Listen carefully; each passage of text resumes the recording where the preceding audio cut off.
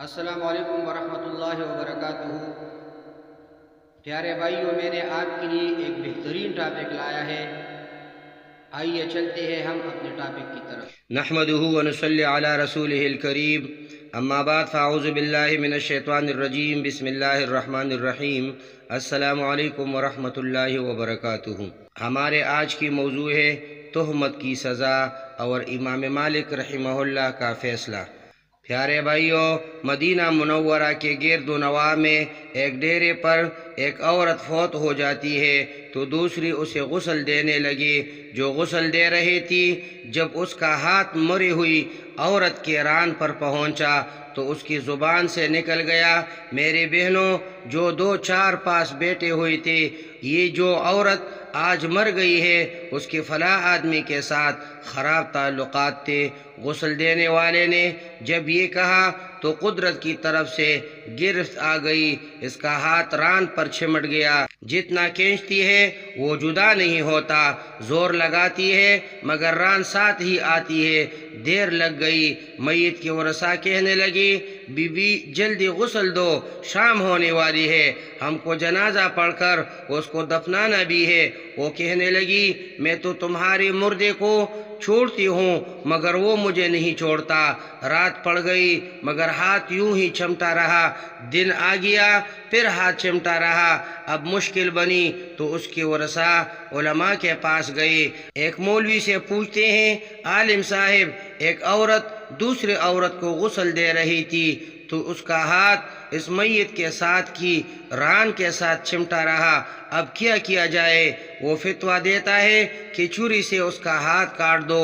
غسل دینے والی عورت کے وارث کہنے لگے، ہم تو اپنی عورت کو معذور نہیں کرانا چاہتے، ہم اس کا ہاتھ نہیں کاٹنے دیں گے۔ انہوں نے کہا، فلاں مولوی کے پاس چلے، اس سے پوچھے تو کہنے لگا، چھری لے کر مری ہوئی عورت کا گوشت کاٹ دیا جائے، مگر اس کے ورثاء نے کہا کہ ہم اپنا مردہ خراب کرنا نہیں چاہتے۔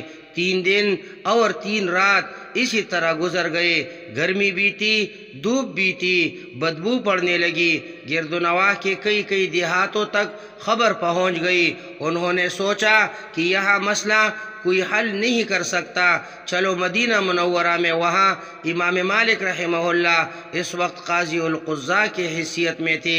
وہ امام مالک رحمہ اللہ کی خدمت میں حاضر ہو کر کہنے لگی، حضرت، ایک عورت مری پڑی تھی، دوسرے اسے غسل دے رہی تھی، اس کا ہاتھ اس کی ران کے ساتھ چمٹ گیا ہے، چھوٹتا ہی نہیں، 3 دن ہو گئی، کیا فتویٰ ہے؟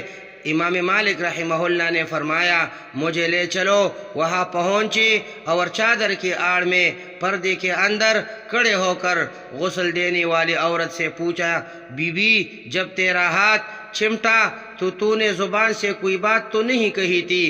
وہ کہنے لگی، میں نے اتنا کہا تھا کہ یہ جو عورت مری ہے اس کے فلاں مرد کے ساتھ ناجائز تعلقات تھے۔ امام مالک رحمہ اللہ نے پوچھا، بی بی جو تو نے تہمت لگائی ہے، کیا اس کے 4 چشمدید گواہ تیرے پاس ہے؟ کہنے لگی، نہیں۔ پھر فرمایا، کیا اس عورت نے خود تیرے سامنے اپنے بارے میں اقرار جرم کیا تھا؟ کہنے لگی، نہیں۔ پھر تو نے کیوں تہمت لگائی؟ اس نے کہا، میں نے اس لیے کہہ دیا تھا کہ وہ گڑا اٹھا کر اس کے دروازے سے گزر رہی تھی۔ یہ سن کر امام مالک رحمہ اللہ نے وہی کھڑے ہو کر پورے قرآن میں نظر دوڑائی، پھر فرمانے لگی، قرآن پاک میں آتا ہے، والذین یرمون المحصنات ثم لم یأتوا بأربعة شہداء فاجلدوہم 80 جلدہ۔ جو عورتوں پر ناجائز تہمتیں لگا دیتے ہیں پھر ان کے پاس 4 گواہ نہیں ہوتے تو ان کی سزا ہے ان کو 80 کوڑے مارے جائے۔ تو نے ایک مردہ عورت پر تہمت لگائی، تیرے پاس گواہ نہیں تھا، میں وقت کا قاضی القضاء حکم کرتا ہوں، جلا دو، اسے مارنا شروع کر دو۔ جلادوں نے اسے مارنا شروع کر دیا، وہ کوڑے مارے جا رہے ہیں، 70 کوڑے مارے مگر ہاتھ یوں ہی چمٹا رہا، 75 کوڑے مارے گئے مگر پھر بھی ہاتھ یوں ہی چمٹا رہا، 79 کوڑے مارے تو ہاتھ پھر بھی نہ چھوڑا۔ جب 80واں کوڑا لگا تو اس کا ہاتھ خود بخود چھوٹ کر جدا ہو گیا۔ اقول قولی ھذا استغفر اللہ لی ولکم ولسائر المسلمین۔